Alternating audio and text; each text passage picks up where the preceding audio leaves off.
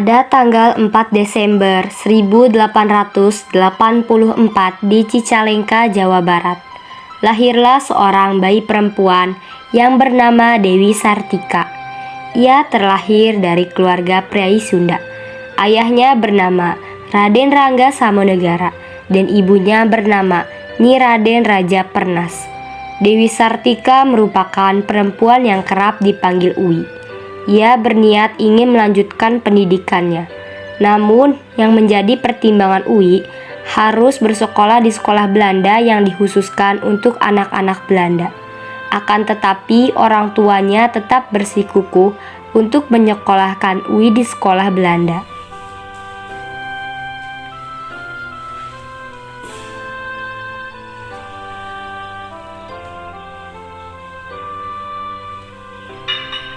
Bu, bagaimana jika kita tetap menyekolahkan Uwi di sekolah Belanda?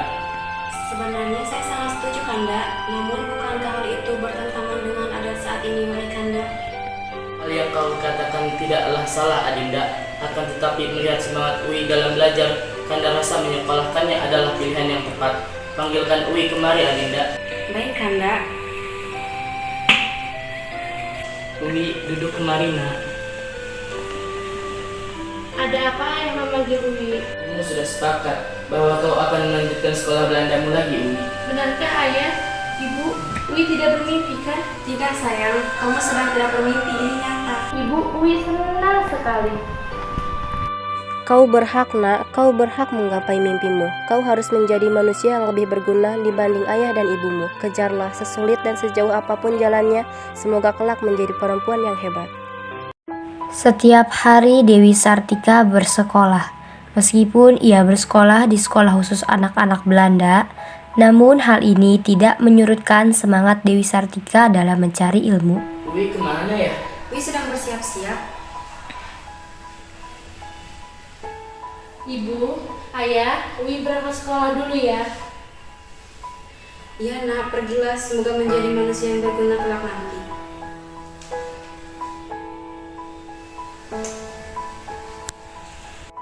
Lambat laun, pemerintah Belanda pun mengetahui bahwa Dewi Sartika, seorang anak priai Sunda, bersekolah di sekolah khusus anak-anak Belanda. Sehingga orang tuanya harus menerima hukuman, yaitu diasingkan ke Ternate. Dan Dewi Sartika juga harus dikeluarkan dari sekolah Belanda tersebut. Dewi Sartika, maju! You kan bukan anak Belanda, lalu kenapa you bersekolah di sini? Memangnya kenapa jika anak Belanda seperti saya sekolah di sini? Saya hanya ingin bersekolah untuk menuntut ilmu, bukan untuk mengganggu. Apapun alasan you telah melanggar peraturan lain. Yang bersekolah di sini hanyalah anak-anak Belanda.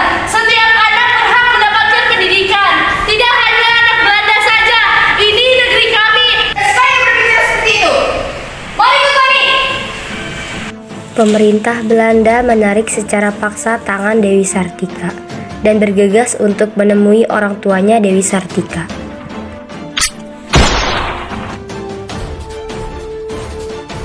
You ingin mati. Apa maksud Tuan? You kan sudah tahu aturannya. Lalu, kenapa you melanggar? Saya hanya ingin menyekolahkan putri saya, tidak lebih dari itu. Kami tidak peduli bagaimanapun kau sudah melanggar. Kau harus menerima hukumannya.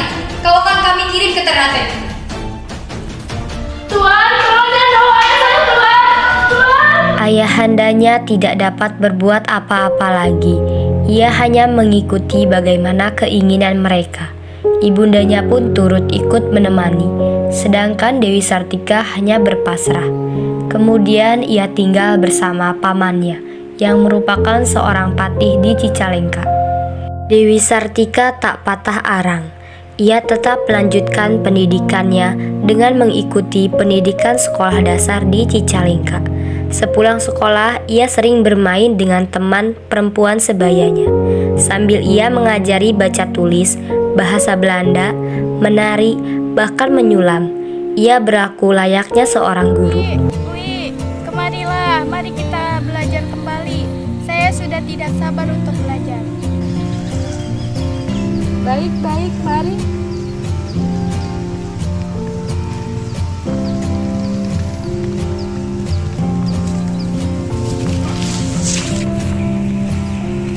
Apakah kamu tidak bosan terus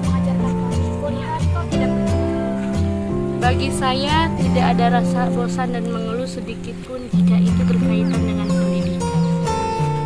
Setiap anak seperti kita berhak mendapatkan pendidikan yang seharusnya.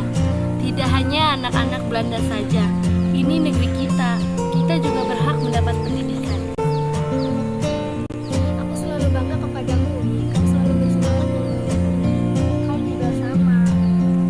Dewi Sartika tidak pernah mengeluh mengajarkan teman-temannya. Ia justru senang ternyata ilmunya bisa bermanfaat. Dewi Sartika kian beranjak remaja.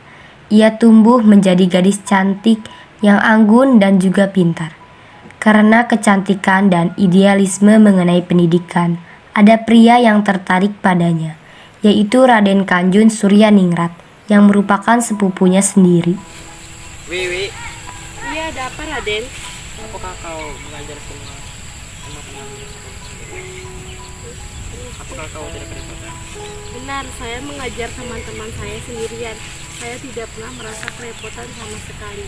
Saya bahagia melihat mereka bisa membaca, menulis. Dewi, kau pintar, cantik pula. Terima kasih, Raden. Dewi, kau maukah menikah dengan aku? Maaf, Raden, saya belum berniat untuk melangsungkan pernikahan.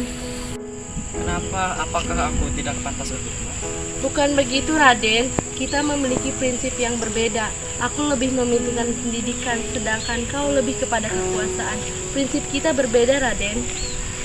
Tapi Dewi, Maaf, Raden, saya tidak bisa. Dewi Sartika pergi dari hadapan Raden Kanjun. Ia pergi ke sebuah tempat.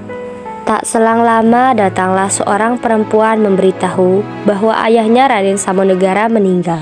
Dewi, iya ada apa dengan ayahku, Dewi? Ada apa dengan ayahku? Kau meninggal di lokasinya. Benarkah? Iya, ibumu juga sudah kembali ke Bandung. Kau harus segera menemui ibuku. Dewi Sartika segera mengemas barang-barangnya.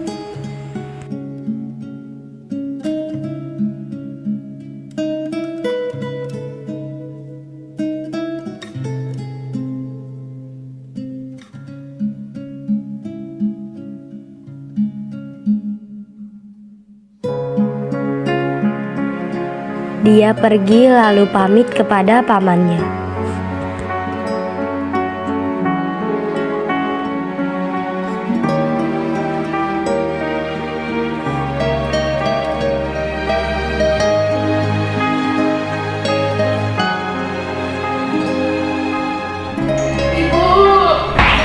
Ibu, maafkan Ibu. Tidak, Nak. Tidak masalah. Kau berhak untuk bersekolah. Kau adalah anak yang cerdas buat ayah dan ibu bangga. Wi berjanji akan selalu berusaha, Ibu. Wi berjanji akan selalu membanggakan ayah dan ibu. Pada tahun 1904, Dewi Sartika memutuskan untuk mendirikan sekolah di Bandung, Jawa Barat. Alasan ia memutuskan mendirikan sekolah adalah agar anak-anak perempuan di sekitarnya dapat memperoleh kesempatan menuntut ilmu. Dalam mendirikan sekolah tersebut, ia dibantu oleh kakeknya, Raden Agung A. Martanegara, dan Den Hammer yang menjabat sebagai inspektur pengajaran pada saat itu. Permisi. ya silakan.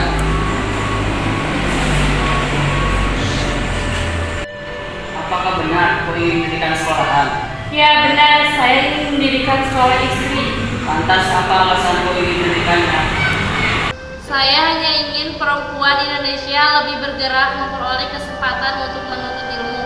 Saya juga ingin menanamkan kepada mereka sebagai perempuan yang harus bisa segalanya, agar mereka punya percaya diri terhadap kemampuannya dan tidak selalu bergantung pada suami, apalagi pada belas kasihan orang lain.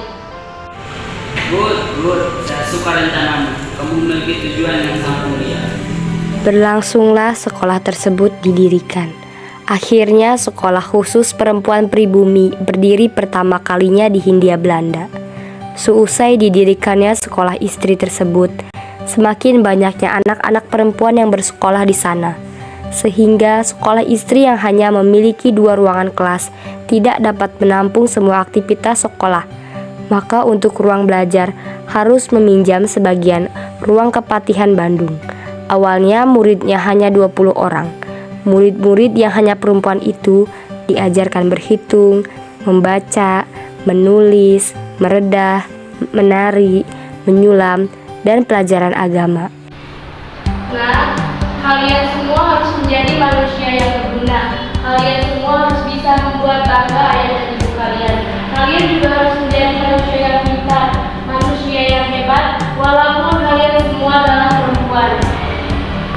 Semakin hari semakin bertambah anak-anak yang bersekolah di sekolah istri, sehingga sebagian ruangan kepatihan saja sudah tidak cukup lagi menampung murid-murid.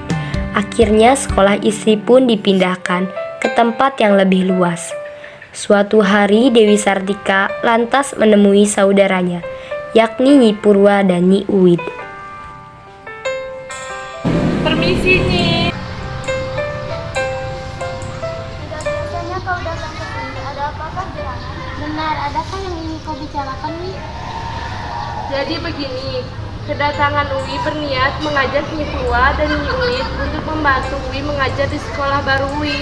Wah, sekolah kami sudah didirikan, benarkah? Ini kecil yang kami kenal sudah mewujudkan cita-citanya. Benar, kami akan membantu seusaha kami. Kami yakin perjuanganmu tidak akan sia-sia. Itulah yang membuat kami bangga, Wi.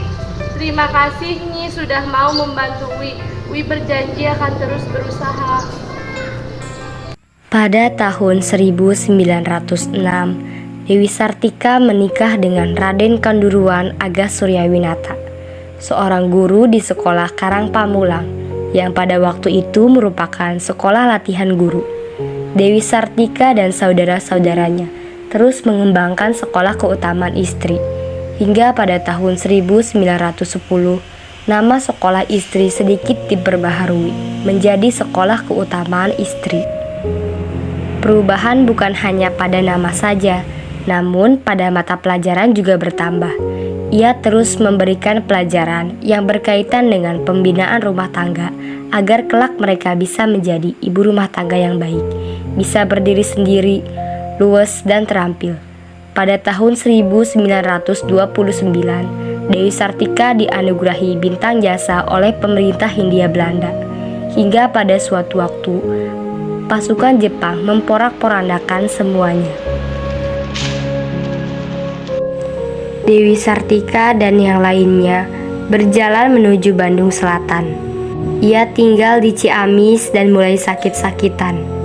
Pada akhirnya wafat pada tanggal 11 September 1947 di Tasikmalaya dan dimakamkan dengan upacara sederhana di pemakaman Cigagadon, Desa Rahayu, Kecamatan Cineam. 3 tahun kemudian makamnya dipindahkan di Komplek Pemakaman Bupati Bandung di Jalan Karanganyar, Bandung.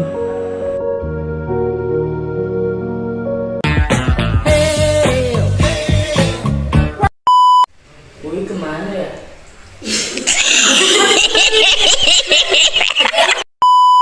Sendirian. Gak kedengeran. Ayah dan ibu Wid bangga, nak. Ayah, Uwi berangkat sekolah. Wi, kembali.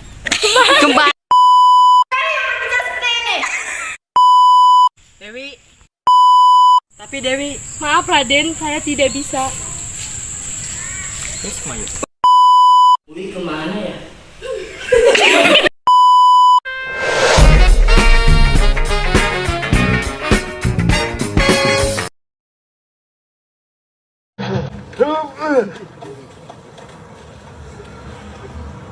Ha ha ha!